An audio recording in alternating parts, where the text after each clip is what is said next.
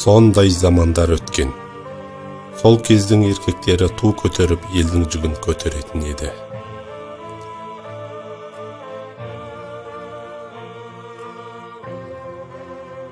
Кешегі өткен салқам Жаңгырхан, ел басына күн туып, сырттан жау әскері келгенде, алауыз болған қазақтың туын көтерді.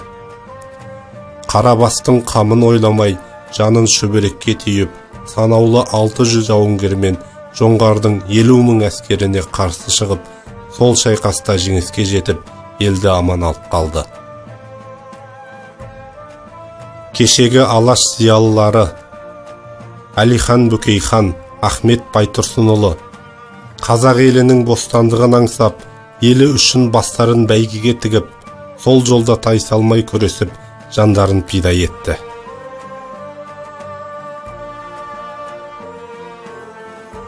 Жиырма 8-ші Панфиловшылар Ұлы Отан соғысында Мәскеу түбіндегі шайқаста жаудың 50 танкісіне қарсы үлкен ерлік көрсетті. Шегінерге жол жоқ деген ұранмен кеуделерін оққа тосты. Сол шайқаста барлығы мерт болса да елді қорғап қалды.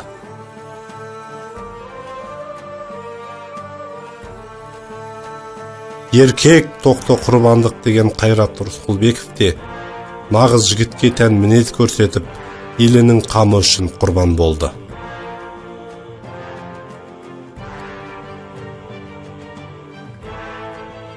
Ал қазіргі олардың орнын басқан ұрпақтары жігітке тән сипат пен мінездерден айырылып барады.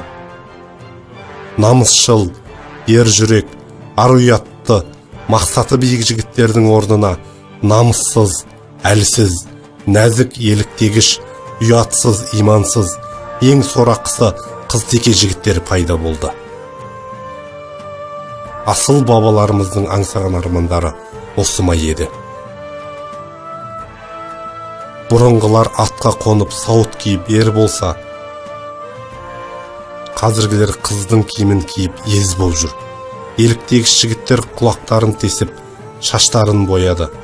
Бұның ең сорақысы елімізде болмаған азғындыққа әкелді. Бұлар көгілдірлер. Олар адамдық қасиеттен айырылып, тіпті хайуандар істемейтін бір жынысты қатынасқа түсті. Көшеде қол ұстасқан еркектер пайда болды. Бұлар азғындықтың шегіне шығып, ең жиіркеніштісі жыныс мүшелерінде ауыстыра бастады. Бұлар митингке шығу, құпия топтары құру, түрлі бақ көздеріне өздерін қоғамда әлсіз көрсету арқылы өздеріне қарсы пікірлі адамдарды жек көрінішті, залым, агрессор қылып көрсетіп, теңдік алуды көздейді.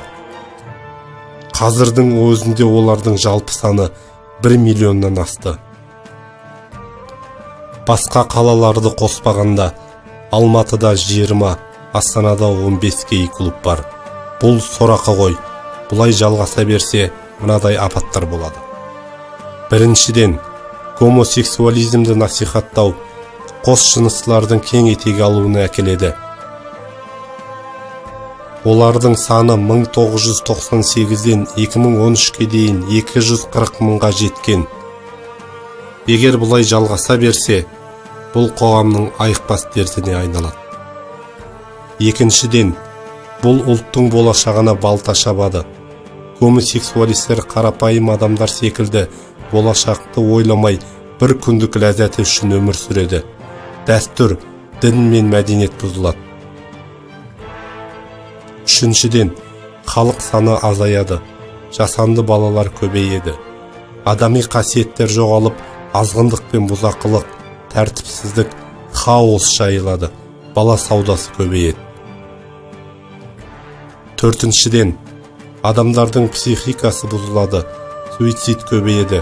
Геморрой, цистит секілді ауруларды айтпағанда, ВИЧ, СПИД, гепатит Б секілді түрлі індеттер жайылады.